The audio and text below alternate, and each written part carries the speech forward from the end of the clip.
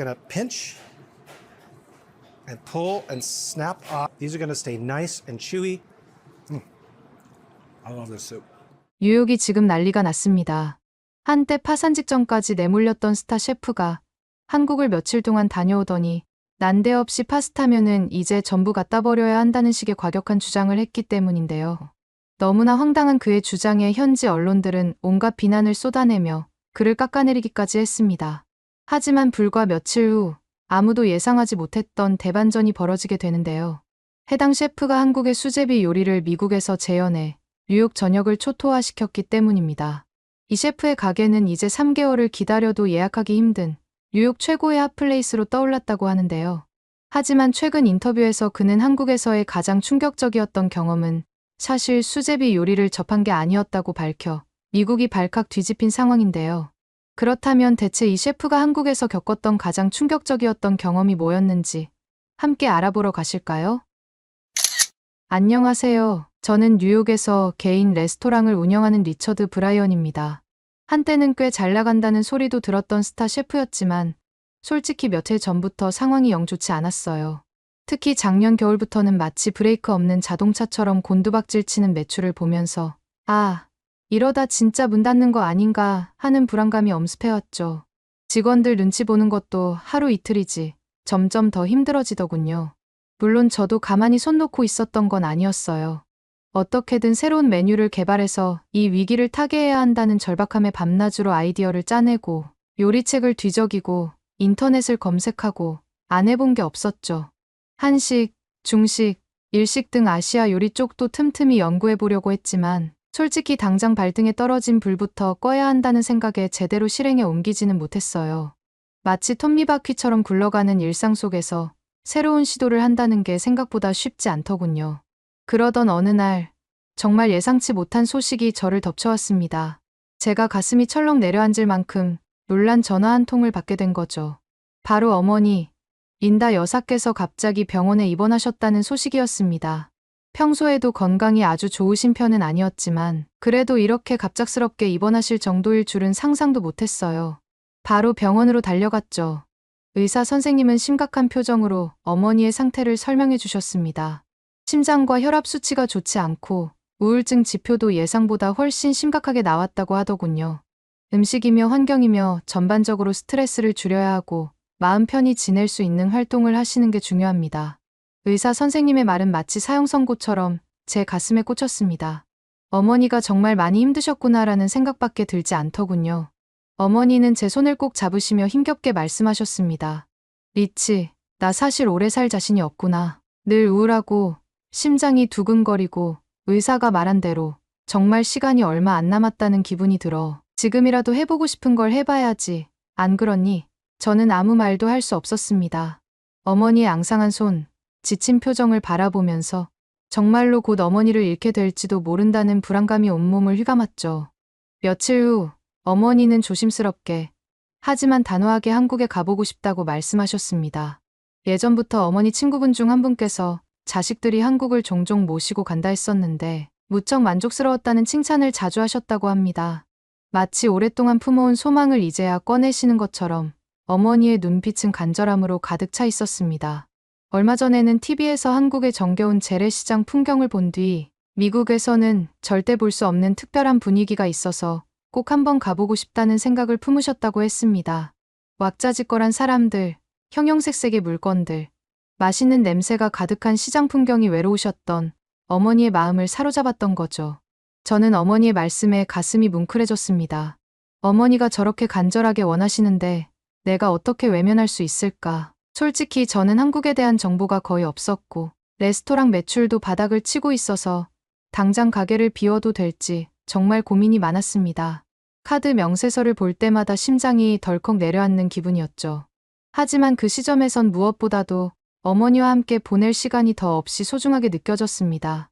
돈보다 소중한 건 바로 가족과의 추억이라는 것을 깨달은 거죠. 비록 매출에 집중해야 하는 중요한 시기이긴 했지만 지금 이렇게라도 어머니와 함께 시간을 보내지 않으면 평생 후회할 것 같아서 용기를 내어 함께 한국 여행을 가야겠다고 결심했습니다. 바로 항공권을 알아보고 숙소를 예약한 뒤 한국 겨울은 워낙 춥다는 얘기를 들어서 두툼한 겨울옷들도 서둘러 마련했습니다. 제가 오랫동안 살아온 뉴욕도 겨울이 매섭기로 유명하지만 그래도 한국의 추위를 조금 만만하게 본 측면도 없지 않았죠. 뭐 뉴욕 겨울이랑 비슷하겠지 하는 아니란 생각을 했던 겁니다. 하지만 한국에 도착하고 나서야 그 겨울 공기가 얼마나 매섭고 예리한 칼바람처럼 느껴질지 뼈저리게 실감하게 되었습니다.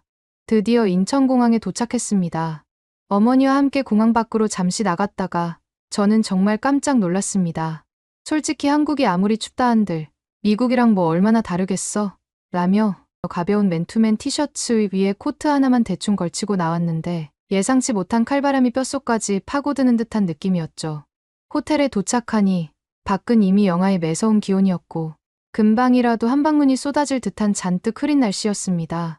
어머니는 왠지 모르게 몹시 피곤해 보이셨기에 오늘은 일단 호텔에서 푹 쉬시는 게 좋겠다고 정중하게 권했습니다.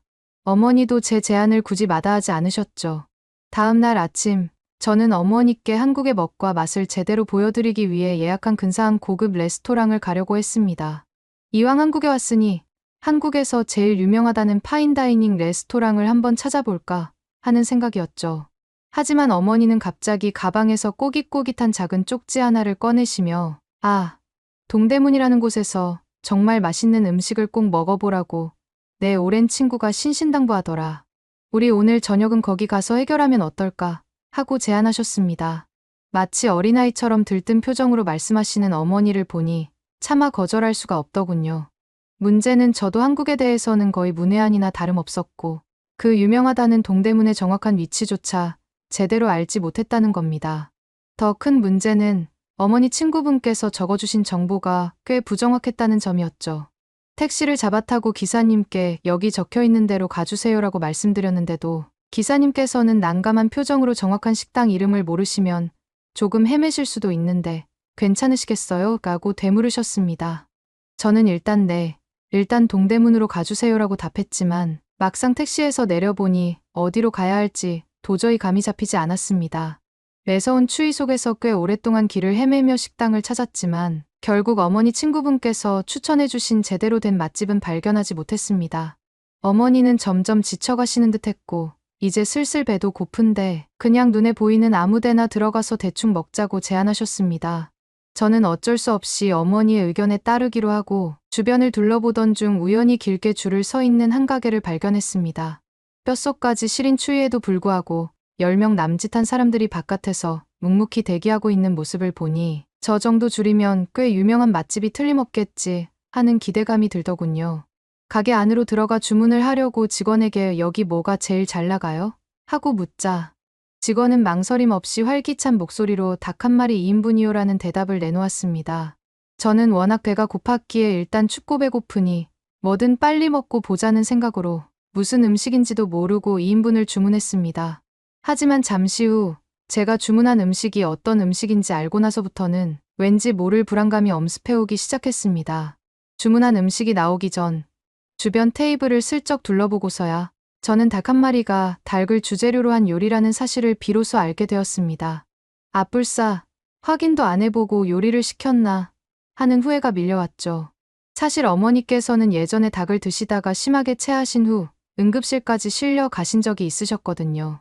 그 이후로는 닭 요리 자체를 쳐다보기도 싫어하셨기 때문에 저는 더욱더 조심스러울 수밖에 없었습니다. 괜히 어머니, 이거 닭으로 만든 요리래요라고 솔직하게 말씀드렸다가는 닭 요리에 극도로 민감하신 어머니께서 갑자기 불쾌해하시며 식당에서 나가자고 하실까봐 저는 아무 말도 하지 못한 채 조용히 앉아 있었습니다. 마치 폭탄을 안고 있는 것처럼 불안한 마음이었죠.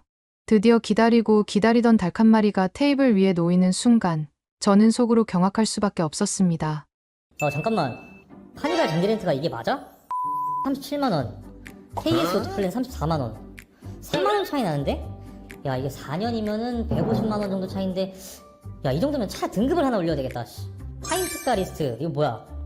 일단 차가 되게 많네. 그랜저, 소렌토. 와, 무슨 소렌토가 28만원이야. 그랜저가 32만원이고? 이러면 무조건 KS 오토플랜에서 하지.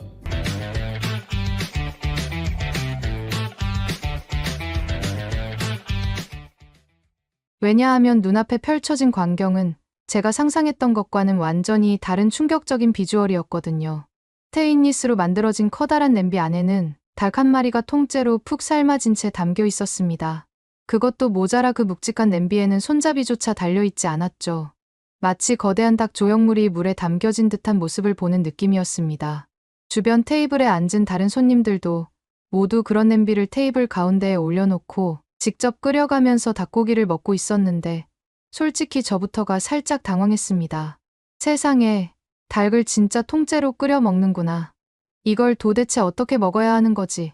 하는 생각과 함께 왠지 모를 거부감이 느껴졌습니다.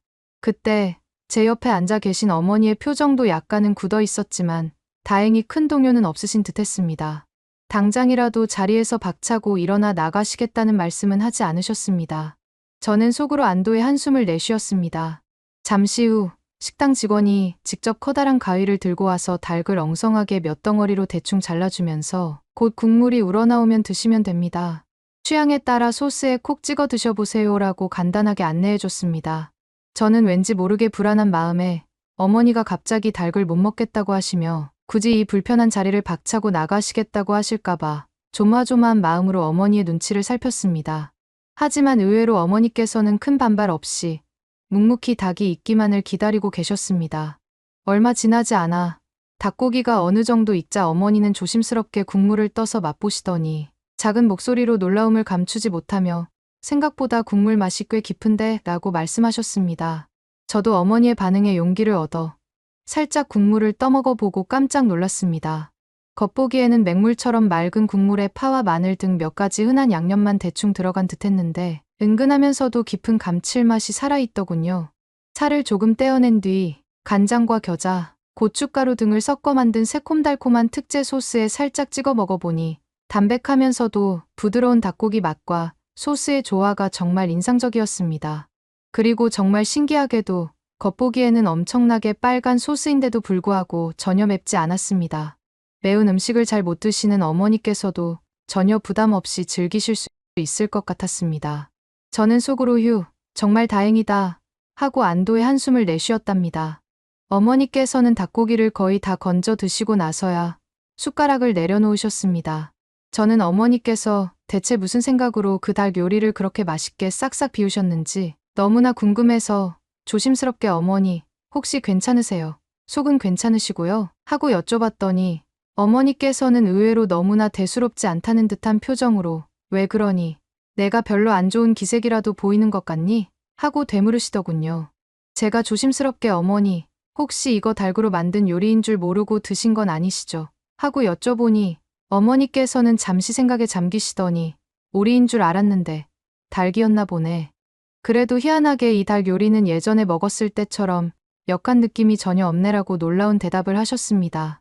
저는 속으로 정말 천만다행이다 싶었고 춥고 지쳐있던 몸이 따뜻한 국물 덕분에 서서히 녹아내리는 듯한 기분을 만끽했습니다.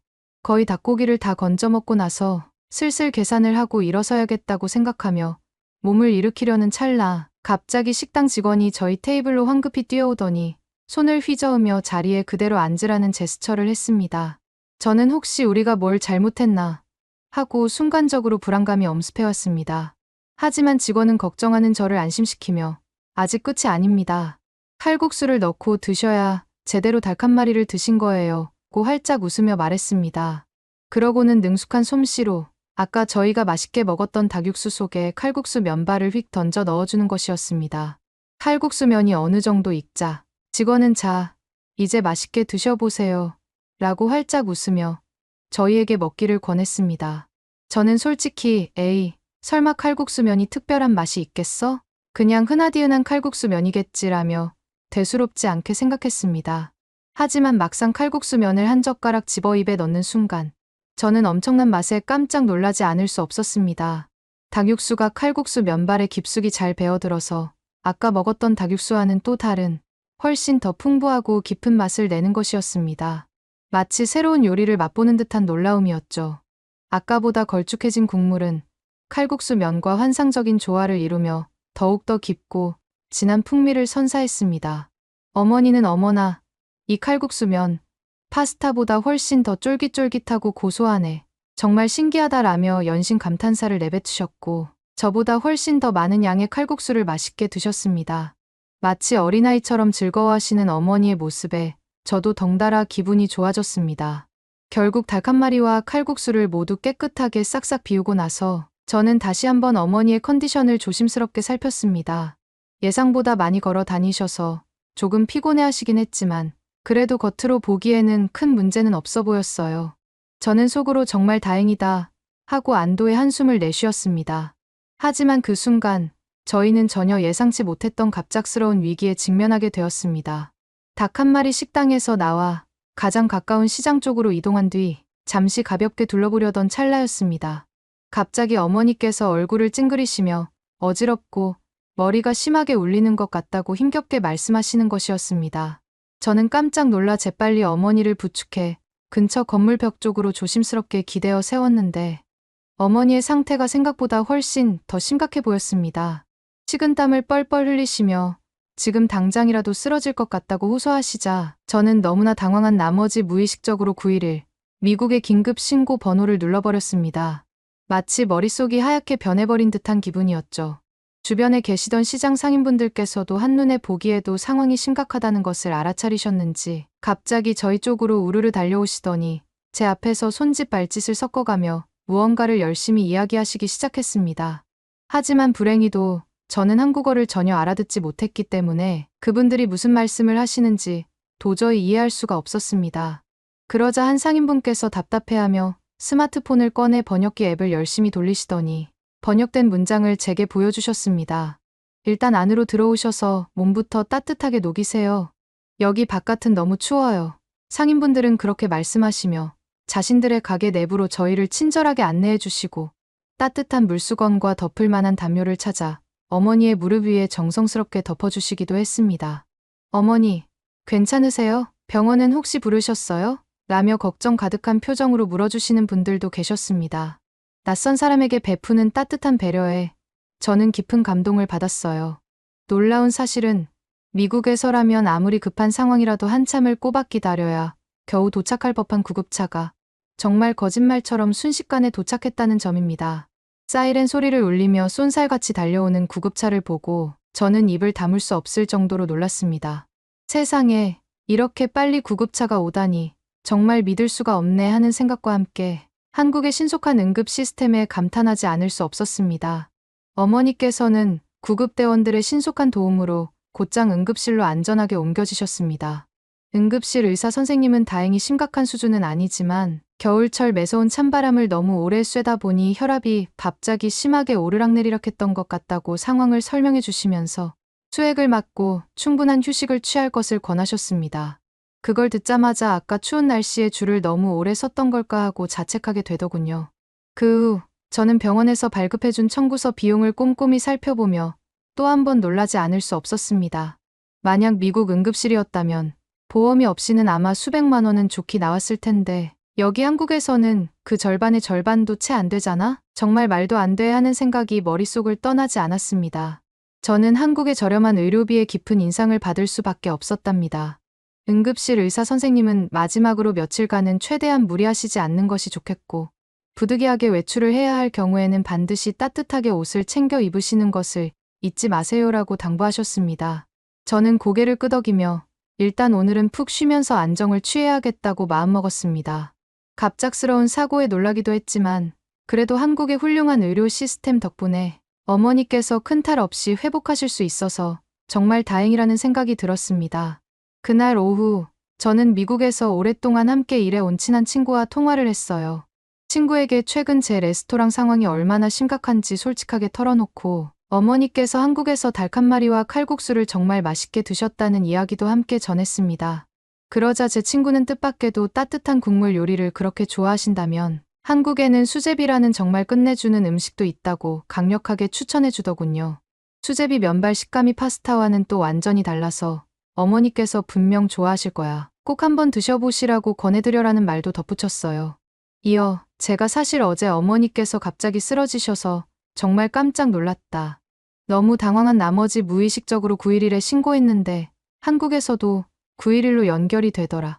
정말 믿기지 않는 경험이었다며 한국의 놀라운 응급 시스템에 대한 경험담을 전하자 친구는 나도 예전에 한국에서 잠시 살았던 적이 있어서 한국이 편리한 건 잘 알지만 응급 시스템조차 편리할 줄은 상상도 못했다며 감탄을 금치 못했습니다. 한국 사람들은 보통 119로 신고하겠지만 외국인 관광객들을 위해서 911로 신고해도 자동으로 연결이 된다니 정말 대단한 배려가 아닐 수 없네라고 극찬하더군요.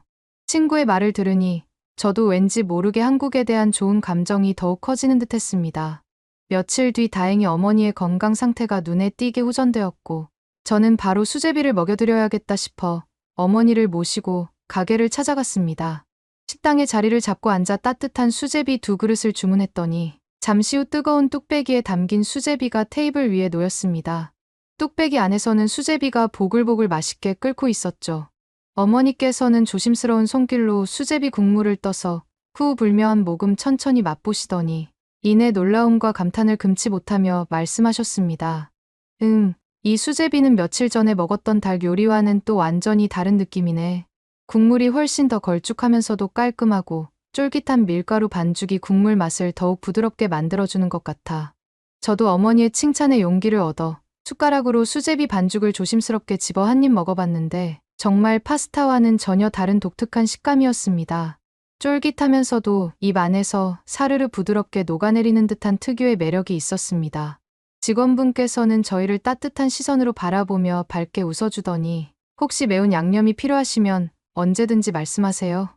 수제비는 김치랑 같이 먹으면 훨씬 더 맛있거든요라고 친절하게 알려주었습니다. 어머니께서는 아직 매운 음식이 조금 부담스럽긴 했지만 한국인의 친절한 배려에 감사하다며 수제비 국물 위에 김치를 아주 소량만 살짝 얹어 맛보셨습니다. 그러고는 갑자기 눈이 휘둥그레지시며 어머나 세상에, 의외로 이 김치의 새콤한 맛이 수제비 국물과 너무나 잘 어울리네. 정말 놀랍다 하고 즐거워하셨습니다. 어머니의 환한 미소를 보니 저도 덩달아 행복해지는 기분이었습니다. 한국에서의 일정이 예상보다 길어지면 어머니의 체력에 무리가 될 수도 있겠다는 걱정이 들어 저희는 결국 원래 계획했던 것보다 조금 일찍 아쉽지만 미국으로 귀국하기로 결정했습니다. 개인적으로는 한국에 좀 더 머물면서 더 많은 한국 음식을 경험해보고 싶었지만 어머니의 건강이 무엇보다 최우선이었으니까요.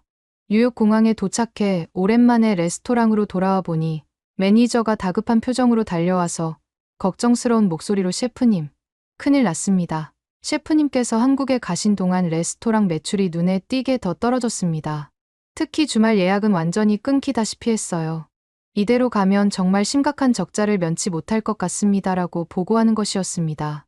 저는 한국으로 떠나기 전부터 이미 어느 정도 예상하고 있었지만 막상 현실로 닥치니 불안감이 더욱 커졌습니다.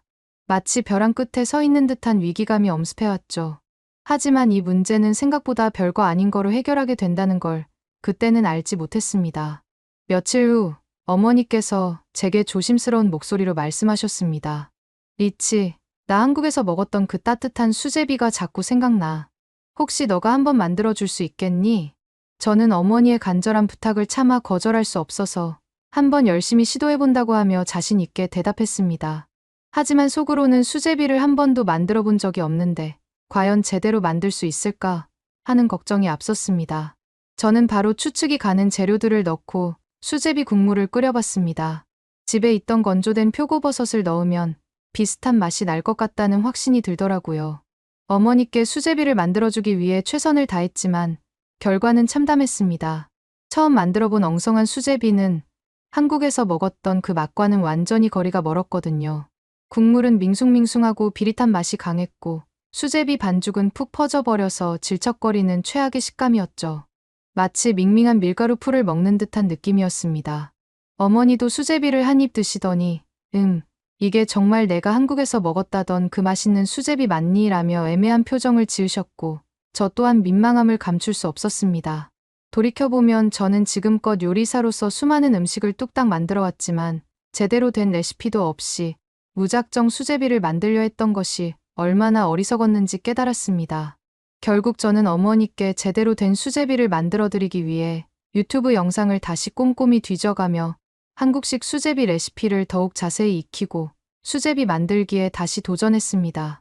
멸치와 다시마로 육수를 우려내야 한다는 한국 수제비의 기본 공식을 깨닫자마자 저는 곧바로 멸치와 다시마를 사다가 정성스럽게 육수를 우려내고 제대로 된 한국식 수제비를 다시 끓이기 시작했습니다. 드디어 완성된 수제비를 어머니께 조심스럽게 내밀자 어머니께서는 기대에 찬 표정으로 수제비를 한 입 드시더니 이번에는 전과는 완전히 다른 반응을 보이셨습니다. 정말 맛있다라고 칭찬을 아끼지 않으셨죠. 저는 어머니의 칭찬에 힘입어 더욱 열심히 수제비를 만들어 어머니께 드렸습니다. 한 그릇을 순식간에 뚝딱 비우시는 어머니의 모습에 저는 그 어떤 칭찬보다 더 큰 기쁨을 느꼈어요. 그날 저녁에도 어떻게 하면 이 수제비를 더욱 맛있게 만들 수 있을지 밤새 고민하던 찰나였습니다. 테스트 삼아 미리 끓여놓은 수제비를 먹으려고 식탁에 앉았는데 갑자기 예상치 못한 급한 볼일이 생겨서 어쩔 수 없이 불을 끈 뒤 잠시 외출했다가 늦게 집으로 돌아왔습니다. 식탁에 앉아 이번 수제비는 망했구나 하는 생각을 가지며 뚜껑을 열었는데 정말 놀랍게도 국물은 식었지만 수제비가 전혀 불지 않고 갓 끓인 것처럼 적당히 쫄깃함을 유지하고 있는 것이었습니다. 제가 평소 즐겨 먹는 파스타는 시간이 지나면 면발이 뚝뚝 끊기거나 푹 퍼지기 쉬운데 이 한국식 수제비는 신기하게도 반죽 특성상 식감이 오랫동안 살아있다는 사실을 깨달았습니다. 바로 이 순간 제 머릿속에 번뜩이는 아이디어가 떠올랐습니다. 어쩌면 파스타 대신 이 쫄깃한 수제비의 식감을 미국인들이 더 좋아할 수도 있지 않을까. 게다가 여기에 한국식 특제 양념 소스를 살짝 가미한다면 분명 레스토랑의 새로운 인기 메뉴가 될지도 몰라. 다음 날 저는 곧바로 기존의 멸치 다시마 육수 대신 좀 더 풍부한 맛을 내기 위해 닭 육수를 사용해보기로 했어요. 얼마 전 한국에서 먹었던 닭 한 마리의 깊고 진한 국물 맛이 머릿속에서 잊혀지지 않았기 때문이었죠. 정성스럽게 닭 육수를 우려내어 만든 닭 육수 베이스 수제비를 어머니께 맛보여드리자 어머니는 이번에는 얼굴이 환하게 펴지시며 칭찬을 아끼지 않으셨습니다. 어머, 이 수제비는 전에 먹었던 닭 한 마리의 칼국수를 넣어 먹었던 것과 비슷한 느낌이네. 하시며 연신 감탄사를 내뱉으셨습니다. 저는 어머니의 칭찬에 더욱 용기를 얻어 재미있는 아이디어를 생각했답니다. 다음 날 저는 레스토랑 주방 직원들을 모두 모아놓고 새로운 메뉴로 한국식 닭수제비를 한번 개발해보는 건 어떻겠냐고 조심스럽게 제안했습니다. 하지만 제 예상과는 달리 직원들 대부분은 셰프님, 한국식 닭수제비요. 그건 너무 손님들에게 낯설고 이상하게 느껴지지 않을까요? 라며 걱정스러운 표정으로 반신반의했습니다. 심지어 몇몇 직원들은 셰프님, 그거 정말 안 될 것 같아요. 라며 저를 말리기까지 했습니다. 그런데 평소에는 차분하게 자신의 의견을 전달하던 제 바로 아래 직급의 총주방장이 이날만큼은 시작부터 노골적으로 불만을 드러내기 시작했습니다. 얼굴이 붉어져서는 셰프님, 이런 동양식 국물 메뉴로 우리 레스토랑을 말아먹겠다는 겁니까? 이건 저희 컨셉이랑 전혀 맞지 않습니다 하고 거세게 토로하는 겁니다. 저도 순간 당황했지만 한편으로는 꼭 필요한 변화라고 굳게 믿고 있었기에 지금 아니면 우리 레스토랑은 진짜 망한다고요. 지금 뭔가 새로운 변화를 주지 않으면 희망이 없습니다. 라고 맞받아쳤습니다. 사실 총주방장도 최근 매출 부진 때문에 신경이 곤두서 있던 터라 말리는 다른 직원들의 눈치에는 아랑곳하지 않고 제가 그런 메뉴 개발에 동참하느니 차라리 그만두겠습니다. 이걸 계속 고집하시면 바로 사직서 쓰고 나갈 거예요. 라고 더욱 격앙된 목소리로 밀어붙였습니다. 저 역시 한순간 울분이 치밀어 올라 이 정도면 레스토랑 충분히 살릴 수 있어요. 이제까지 고집해온 파스타 면도 다 갖다 버릴 각오를 해야죠. 라고 소리를 높였습니다. 주변 직원들이 놀란 눈으로 저희를 지켜보는 가운데 결국 총주방장은 앞치마를 거칠게 벗어 던지며 더 이상 못 해먹겠습니다 라고 외치고 문을 박차고 나가버렸습니다. 며칠 뒤 SNS를 보던 직원이 잔뜩 굳은 표정으로 허둥지둥 달려와 제게 휴대폰 화면을 내밀었는데 바로 그 총주방장이 셰프가 파스타 면을 다 버리자고 했다며 앞뒤 다 자르고 올린 글이었습니다. 그 글을 본 사람들은 너무 극단적이다. 레스토랑 이미지 망치는 셰프라는 등 각종 비난을 쏟아내기 시작했죠. 심지어 일부는 저를 제멋대로인 셰프로 몰아세우며 레스토랑 이미지를 깎아내리는 말까지 퍼뜨렸습니다. SNS상에서 걷잡을 수 없이 커지는 논란에 직원들도 뒤숭숭해졌고 저로서는 조금이라도 빨리 상황을 수습해야 한다는 절박감이 더욱 커질 수밖에 없었습니다. 그들의 입장에서는 닭 육수에 밀가루 반죽을 넣어 끓이고 닭고기까지 통째로 넣는 독특한 조리 방식이 흔하지 않으니 당연한 반응이었을지도 모릅니다. 하지만 저는 직원들의 우려와 SNS상의 비난에도 불구하고 일단 딱 일주일만 이벤트성 메뉴로 한번 시험 삼아 판매해보자.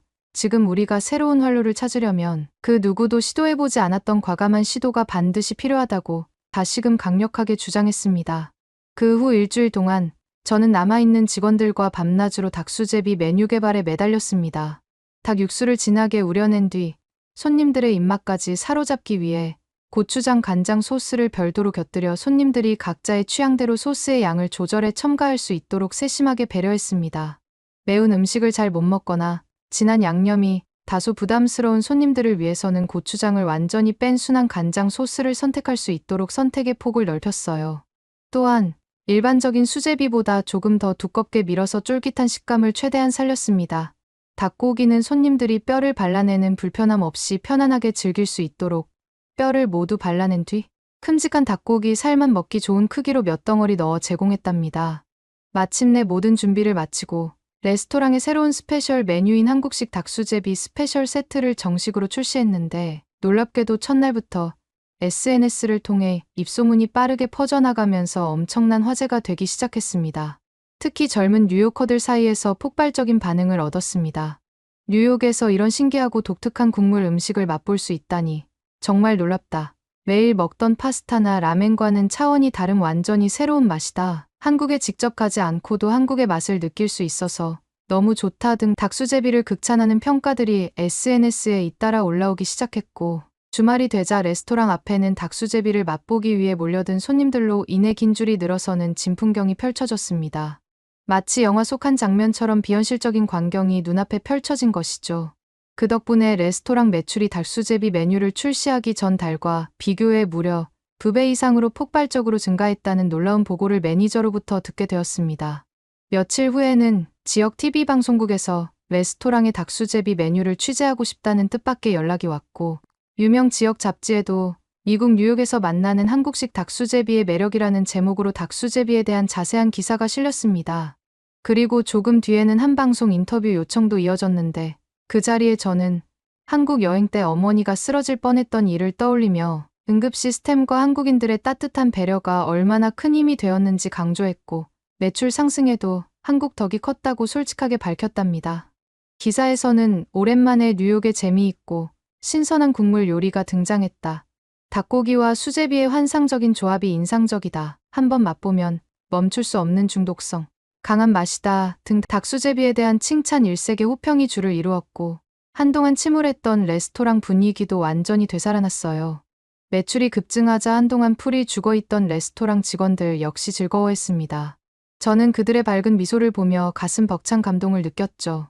그렇게 레스토랑이 다시 활기를 되찾아 바쁜 하루하루를 보내던 어느 날, 저는 전혀 예상치 못했던 어머니의 전화 한 통을 받게 되었습니다.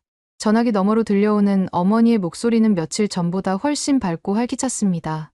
최근에 어머니께서 정기 추적 검사를 받기 위해 병원을 방문했는데 놀랍게도 어머니의 건강 상태가 눈에 띄게 조금씩 호전되고 있다는 기쁜 소식이었습니다. 특히 최근 병원 검사 결과 어머니의 혈압이 예전보다 훨씬 안정적으로 유지되고 있다는 것이었습니다. 담당 의사 선생님께서는 어머니께 최근에 혹시 특별한 변화가 있으셨냐고 조심스럽게 물으셨다고 합니다. 그러자 어머니께서는 의사 선생님께 한국 여행을 다녀와서 알게 된 닭수제비를 틈나는 대로 만들어 먹었다고 말씀드렸다고 했습니다. 의사 선생님은 어머니의 말씀을 주의 깊게 듣고 난 뒤 아무래도 한국 음식이 미국에 비해 건강식으로 알려져 있기도 하고 너무 자극적이지 않게 조절하면서 꾸준히 단백질 섭취가 이루어진 것이 건강 회복에 긍정적인 영향을 미쳤던 것 같습니다. 특히 닭고기는 혈압을 낮추는 데 도움이 되는 좋은 성분들을 많이 함유하고 있습니다. 라고 설명해 주셨다고 합니다. 어머니도 전화통화에서 어렸을 때 닭을 먹고 심하게 체한 끔찍한 기억 때문에 닭 요리 자체를 극도로 싫어했는데 아이러니하게도 한국 여행에서 우연히 닭 한 마리를 접한 뒤로 이렇게 닭 요리를 즐겨 먹게 될 줄이야. 정말 인생은 알다가도 모를 일이야라며 유쾌하게 웃으셨답니다. 혹시 수제비 말고도 또 한국 분들께서 즐겨 드시는 음식이 있으실까요? 어머니께 또 좋은 음식을 해드리고 싶어 여쭤봅니다. 오늘의 사연은 어떠셨나요? 오늘의 사연이 마음에 드셨다면 좋아요만 한번 눌러주세요. 1초밖에 안 걸리지만 좋아요를 한번 눌러주시면 더 좋은 사연을 소개해드리는데 큰 힘이 된답니다. 긴 영상 시청해주셔서 감사합니다. 오늘도 행복한 하루 보내세요.